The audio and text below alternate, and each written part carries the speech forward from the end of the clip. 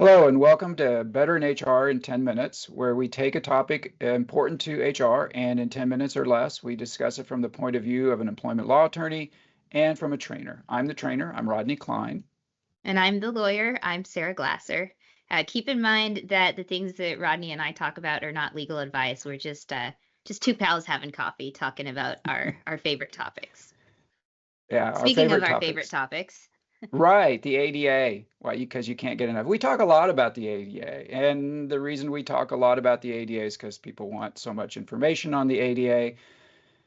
And I think it's primarily because employers get so stressy about it. So, Sarah, what is it there about the ADA that makes employers stressy? well, first and foremost, stressy is a technical legal term. Ooh. I put that in my timesheet when folks call me. So and so was stressy today. Um, uh, well, okay. First and foremost, Rodney, I agree. I think that of all of the things that folks call me about, the one that seems to be the thing that kind of gives them the most anxiety or agitation is ADA related issues, and particularly, what do I do when I've got someone who has asked me for an accommodation? Usually, when they're calling me, it's because there's also something else difficult about it. Say they're trying to manage performance at the same time. Mhm. Um, and in a nutshell, I think that the most challenging part about it and the reason that it makes people feel all wound up inside is because with unlike other laws, the ADA doesn't have one of those bright line rules. If you do this, then you are doing it right. It's much more nebulous than that. And I know that you have talked a lot about the nebulousness of the ADA because I've seen you do it in training. Yeah, I think it's kind of wild because employers should love the ADA. Yeah, I said it. Employers should love the ADA because the ADA perfectly fits. At the end of this process, the employer is promised a productive employee. And I'm not talking about marginally productive. I mean, they have to meet standards. And so, what is there not to like about that part? But yes, you're right. Employers always get stressy. And I think that just exactly what you said is the reason they get stressy is because we're so used to dealing with rule-based laws, right? That says you got to do this and you got to do this. And hey, when you do this, you're done.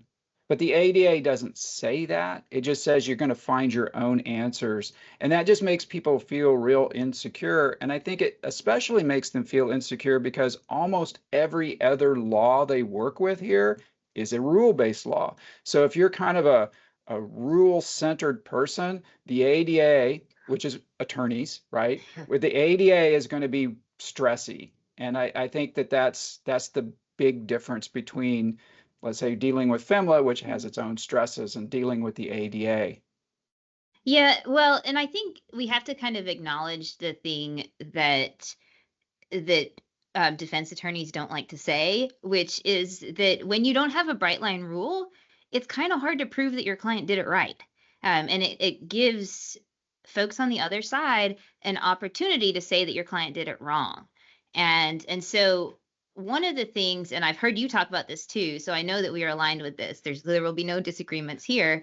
One of the best things that you can do as an employer to try to feel better or feel more secure about the things that you have done in the interactive process conversation is not be the person who walks away from the table, because that is a sure way to find yourself in hot water. Sometimes the ADA discussion does not end up with a productive employee, because perhaps there's nothing you can do to help them, and it's not the right job for them anymore. But if you do everything you can in your power to try to solve the problem or try to figure out a solution that will get them working, at least you will be in as best a position as you can be. I always kind of recommend to employers that they sort of substitute a rule that isn't really there. And the rule is employers that try don't end up in court. The reason I say that is because years ago when I was at the EOC, I was able to do an educational session with our agency's legal counsel. And of course, we got a lot of questions about ADA and reasonable accommodations. And she just told people employers that try don't end up in court. Now, I don't know that that's always true, But I do think that's a great general rule. And so if you're looking for a rule, a bright line to follow, just use that. Hey, are we making a good faith effort here? And if the answer is yes, the ADA says you're probably in the right place. If the answer is no, which means you have to be honest in your self-reflection, then you probably have more work to do. But if you really need a rule, use that as your rule. Yeah. Uh, it can be challenging to have that conversation with an employer who is in the middle of it all. Because we all know that when it's easy for Sarah and Rodney to sit on the Teams chat or on YouTube and talk about good faith efforts and being creative problem solvers and stuff like that. It's so much more difficult when you find yourself in that position and you have all the human emotions of frustration because of someone's other performance issues or whatever the circumstances are. So at the end of the day, if you kind of remember, then I have to try, right?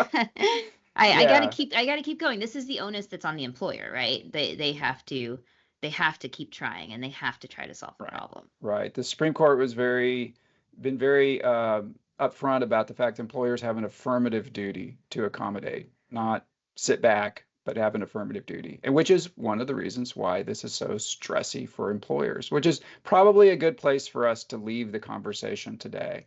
So hopefully that was helpful. And if Sarah and I can be of any assistance to you, please let us know. Yeah, give us a call if you're feeling stressy.